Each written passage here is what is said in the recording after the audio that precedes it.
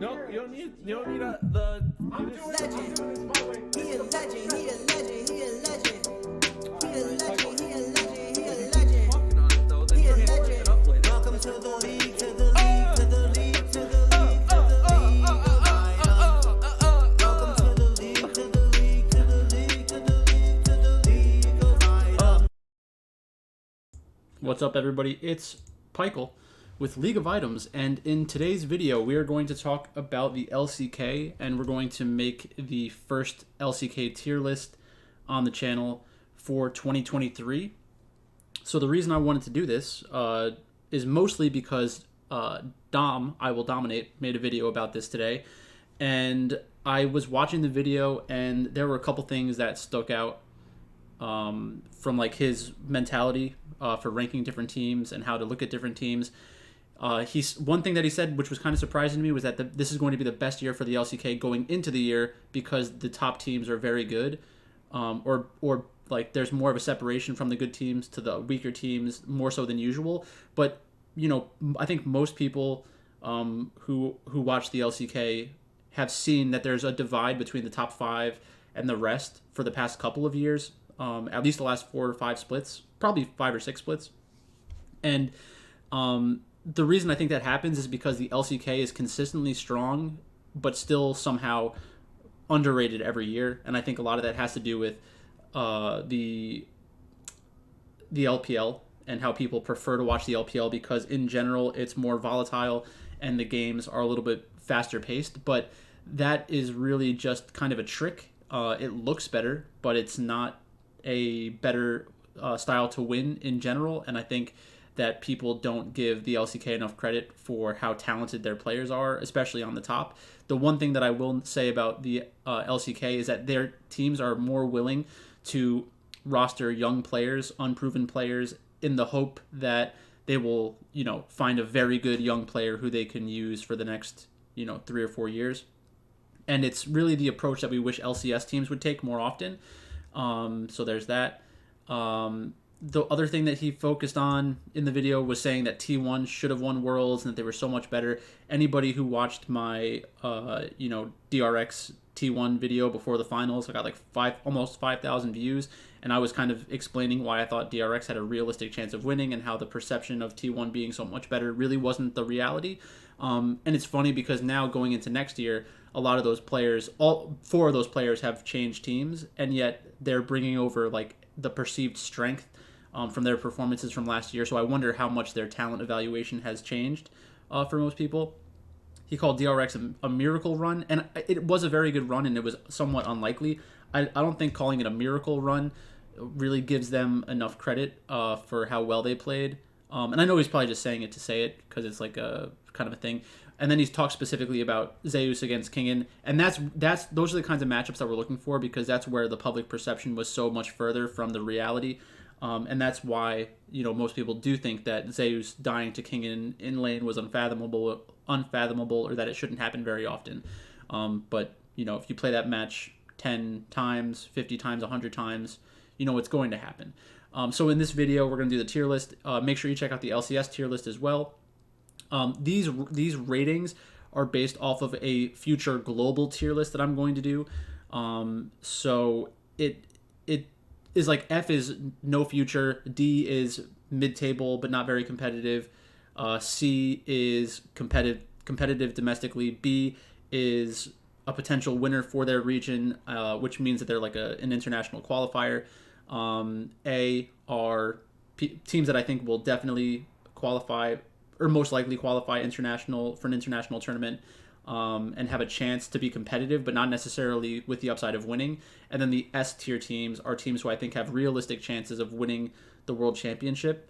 The last part of this video is going to be trying to identify the new DRX. And for DRX, I think last year I was high on them all year. Before the season even started, I liked their players from a talent perspective because they were underrated, or unknown young players who have the ability to completely shock the world. And that's ultimately what they did. So let's go to the first couple of teams. So the first tier, we're going to be in the D tier. And this isn't necessarily where I think all three of these teams are going to end up, but this is like the middle of the range of outcomes that I have for these teams. So we have Fredit Brion, Nongshim, and Kwangdong Freaks, and I do think it's kind of in that order. So first up, we have Fredit Brion. Fredit Brion's roster is not fully confirmed. They do have Morgan. I like Morgan. He's still very young. He's been around for a couple of years. I'm sure you'll have people out there who say like he's too old or some crazy thing like that, when in reality, I think he was born in 2001. So he's 21 years old, and he has shown good upside. He has been identified previously by different general managers and talent evaluators as a high upside player.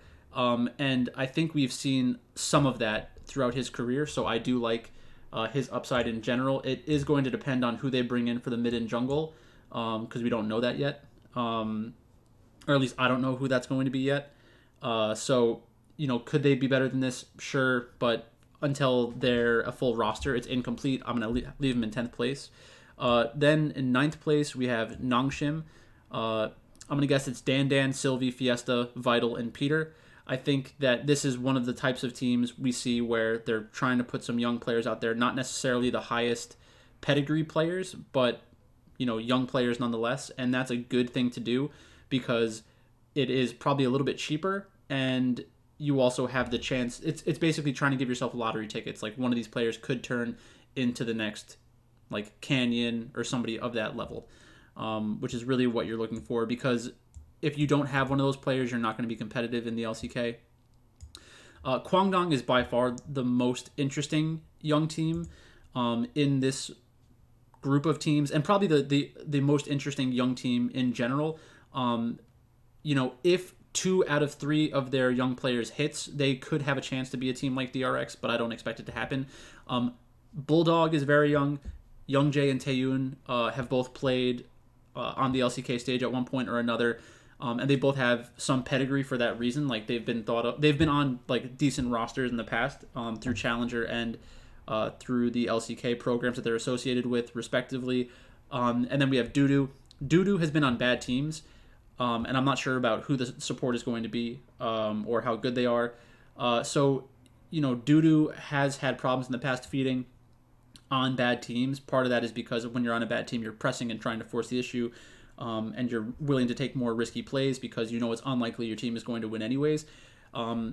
This might be a very difficult spring split for them, but if Youngjae, Bulldog, and Taeyun can be competitive, then it's going to give them a solid middle spine of their team that Dudu is going to have to learn how to not feed, and their support is going to be along for the ride. So hopefully they have good synergy with the jungler. But those are the first 3 teams. Like I said, I think that Kwangdong Freaks has the highest upside out of these teams. Next, we're going to go into the B tier. So like I said, the B tier, these are teams that I think have the potential to win domestically, but it's unlikely since there are so many good teams in this region. So first up, let's start with DRX. DRX, like these teams are much closer, and it's tough to kind of differentiate between these 3 teams. This is the order that I would want to bet on them. Because I don't think that you're going to be able to get good odds on DRX because they have good name recognition for their players. They are still pretty young, but it will depend on the meta, and they could be, disappointing. So I think that's one thing that you want to watch out for is since there's so much name recognition with Rascal, Kroko, Fate, Deokdam, and Beryl, the concern would be that they underperform. Deokdam is coming off of Damwon Gaming, so they identified him as potentially the problem. I don't think he was really the problem at Worlds. He didn't play very well, but it was a good spot for him. In their matchup against, I think, Gen G, he did play very well for the most part. I know that some people may disagree with that, but the reason why Damwon took him on originally is because they identified him as a player who was able to play hyper carries and could carry like on things like Aphelios, which every player can pick Aphelios, but not every player can perform at a high level. So we still have Beryl, who's has a very diverse champion pool, did a very good job throughout Worlds and helped his team win a world championship. Fate is a highly thought of young mid laner. He's still pretty young. I think he's about 20. Kroko has had a good couple of splits consecutively. But Rascal, I think, is going to limit the upside of this team. I think Rascal can do his job as a top laner, which is going to give them some stability. Like, you're better off having Rascal than Dudu, for example. But he's not elite. He's not going to be the winning difference for his team. I think that the range of outcomes for a team like DRX could be as high as competitive internationally. I don't expect them to win Worlds. I don't think they have enough talent to win Worlds because Rascal should probably stall out their upside. And their downside is probably D. Like, if Kroko isn't as good as people are giving him credit for, like last year he had Prince and Closer on his team. Without those two players, does he perform at the same level? You know, if Beryl isn't playing to the same level, that could be an issue. I don't expect them to be as low as D, but since the expectations are higher, I think you have to kind of push down their worst case scenario, because so many people are going to be on them that, you know, you kind of have to go against them, I think, especially from a betting perspective. Next up, we have Sandbox. I think that Sandbox has done a pretty good job in general identifying players, but they've done a horrible job identifying coaches. Like, they had Yamato Cannon, which is hilarious. It's too bad they didn't keep Prince, because I think if they had Birdall, Willer, and then either Karis or Tolland, and then Prince and Kale, I think that would actually be a very good roster. I think that Birdall is very young, high upside, carry top laner. Willer, I was kind of shocked at how little Willer played last split. I think that when he was on Hanwha Life, he showed that he had the upside of being a very good jungler. It was in a very Viego heavy meta, and he played Viego very well. So maybe that's the team basically saying he's a Viego one-tricker, doesn't do much else outside of that, and that could limit his upside. But when you have the mechanical upside and are able to pick up like those new champions that are just busted when they're released, that is like a good quality to have. It doesn't mean that he's going to be like someone who determines what the meta will be moving forward, but that does give me some kind of hope that there is the mechanical upside of their top jungle duo. If their top jungle can perform well consistently, that's going to give them an advantage over all of the teams that are below them that I've talked about so far, and then also will make them competitive against some of the upper echelon teams, because even though the names are more well known, they do have junglers who are maybe a little bit past their prime or not as carry oriented, and I want carry junglers on my teams in general. But then with Karis and Tolland, Envy and Kale, I don't really have good a high opinion of any of them. I don't know them all very well. Kale, I think, has had okay performances in the past, but I'm not willing to bet on a team like Live Sandbox because of those three players. If I'm betting on Live Sandbox, it's because of the top jungle duo. And then last but not least, we have KT Rolster. KT Rolster has a lot of name recognition as well. So we have Keen, Cuz, BDD, Aiming, and Lahens. Keen is a very highly thought of top laner, kind of struggling on Kwangdong for a while, and was still able to, pump out good performances where it was clear that he is a very good player. But at the same time, it's somewhat concerning that he hasn't been on a very, very good team where they're like competitive internationally. It's almost impossible for a top laner to do that on his own, though, which is why like having Aiming and Lahens in the bot lane, they are a very good bot lane combination, and I'm like hopeful that Keen, Aiming, and Lahens will be able to like unlock some kind of upside for this team. But my concern is that they have Cuz and BDD. BDD is still, I'm sure, like a solid control mage mid laner and isn't going to consistently lose his game the game. But I'm concerned that he doesn't have the upside of a lot of other mid laners that are in the LCK. His team will not be able to play through the mid lane specifically consistently against the other top teams, players like Showmaker, Chovy, Zika, and Faker. You can't have that be your win condition because it's just not going to be good enough. Can you play through Keen against some of those teams in good drafts? Maybe. Can you play through the bot lane? Maybe, because Aiming and Lahens against Deft and Kellen pays Delight. Like, I could see scenarios where Aiming and Lahens come out on top. So I do think that there is upward mobility for KT Rolster and Sandbox, and I think that 2 out of 3 of these teams obviously will be the ones rounding out the playoffs. And if they catch fire, maybe one of these teams can be the DRX of 2022. Or, well, I guess, the quote-unquote new DRX for 2023. And maybe it is DRX. Maybe that name recognition doesn't end up hurting them. But, I don't think that we're going to have a DRX like from last year where the team is outside the top 4 going into the season and, has this really extremely high upside, because the 4 rosters that we haven't talked about yet are, in my mind, all very, very good. And that's why I have them all in the S tier. And I know that it might kind of seem like a cop-out, but, in reality, if you told me that I had to bet on, if I had the option to bet on 8 to 10 teams before the season started for who will win Worlds, I would want all 4 of these teams depending on their odds. And I think that, we're going to have some pretty good betting opportunities when these teams face off against one another, depending on who starts the season strong. And you want to bet against that narrative because their talent is very similar with all 4 of these teams. I don't necessarily have this in order. Actually, this is basically the order that I kind of like it. But it's so close. It's razor thin margins, and the teams are all very, very talented. So first up, we have Hanwha Life. Kingen, Klid, Zika, Viper, and Life.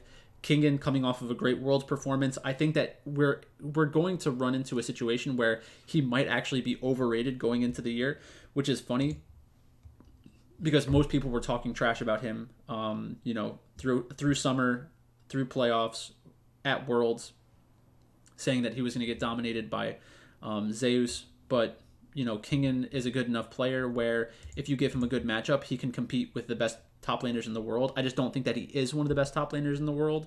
And if he goes out and has, a renewed, or not a renewed, a new sense of confidence about himself because of how he performed at Worlds, then we could be looking at a top laner who is consistently good. I'm not convinced of that yet, though. Klid is the jungler. I think this is really the big mistake that Hanwha Life has made. I do understand, you want an experienced veteran player to tie together this roster, but he doesn't have the elite carry upside that most very good junglers have at this point in time. So in matchups where it's like Klid against Canyon or Klid against Owner, I'm going to be afraid of that matchup because I think those 2 other players do a better job. Specifically Canyon. I think Canyon is the best jungler in the LCK. Then we have Zika. Obviously, an amazing performance. He's a good melee mid laner.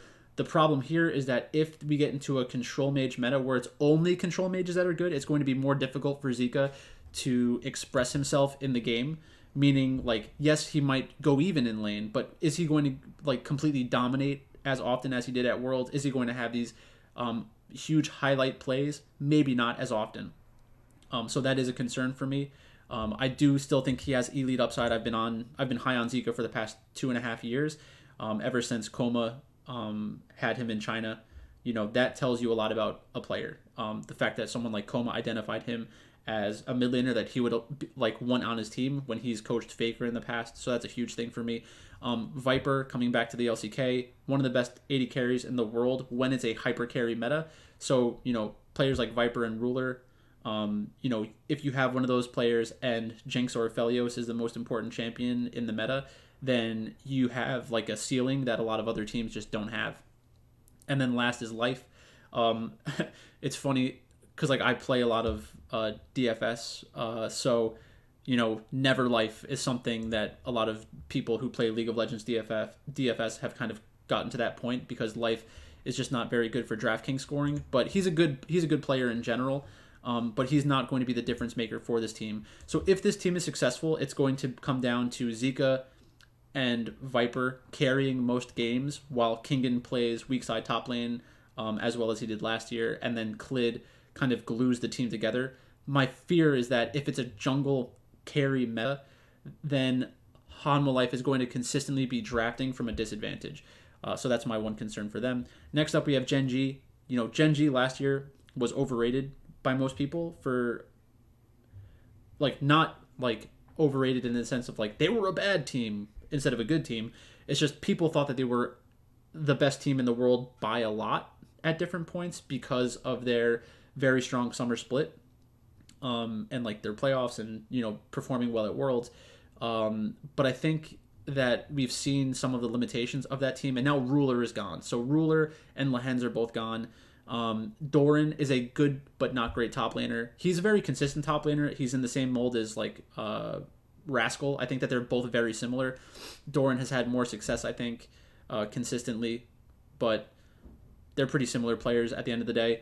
Peanut in the jungle. Peanut used to be like Piosik, where he was a hard carry jungler, but now you can see through the drafts that he is more of like a Sejuani tank player, where he's still very smart and he's still very good at like jungle pathing, identifying where players are on the map. But the fact that he wants to play things like Poppy and Sejuani, they're good engage options. But in a carry jungle meta, I don't trust Peanut to consistently win matchups. And again, if it's a carry jungle meta, they'll be drafting from a disadvantage. So that's why I have Life and Genji at the bottom half of this S tier.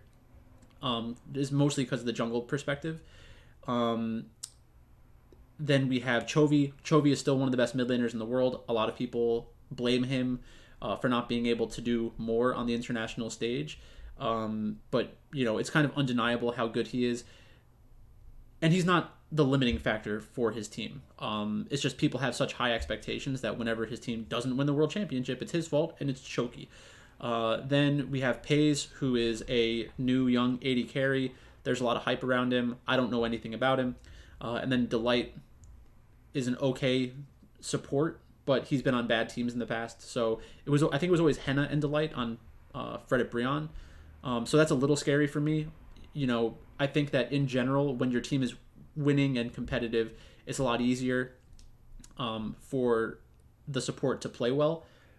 This will kind of come down to like, what kind of meta is it? If it's a utility AD carry meta, that might actually be a good meta for Genji, because it'll allow Peanut, Chovy, and Doran to have a lot of the focus, while you can put Pays and Delight on like easy wave clear bot lanes, don't give them much attention, and then just like scale throughout the game. So that would kind of be the hope, I think, from a meta perspective.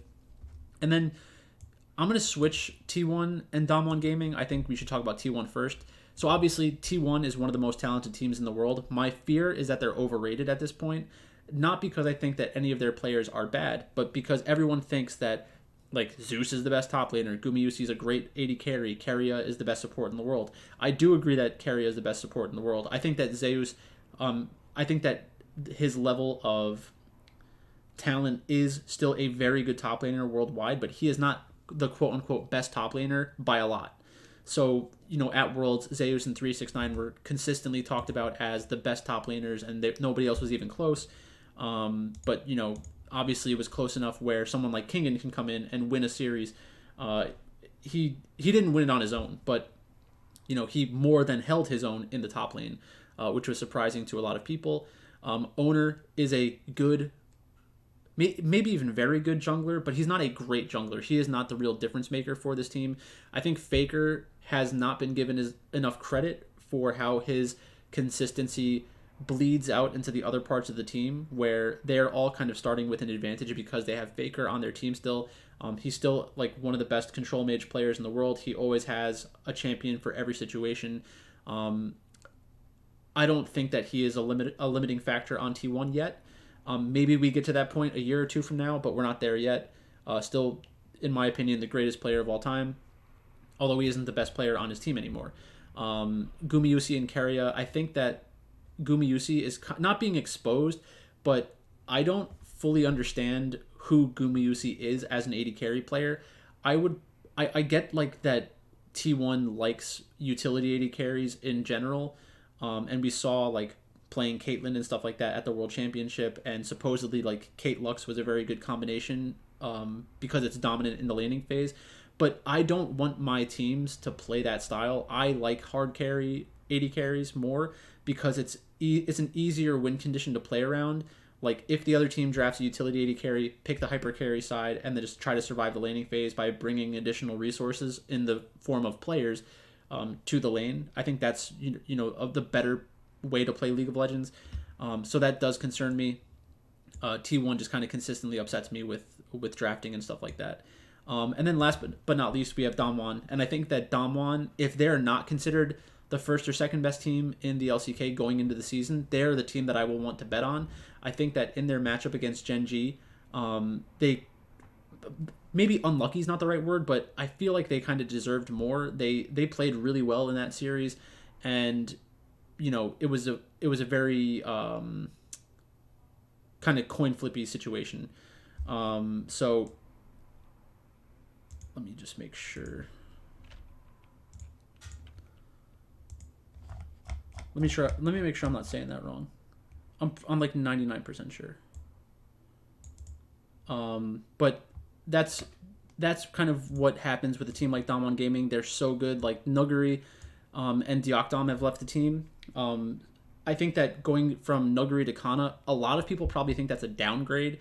I love Kana. I think that Kana is one of the best top laners in the world, and I think that it's actually going to be an upgrade for them going into next year, which might surprise some people, but I can't help but feel that way.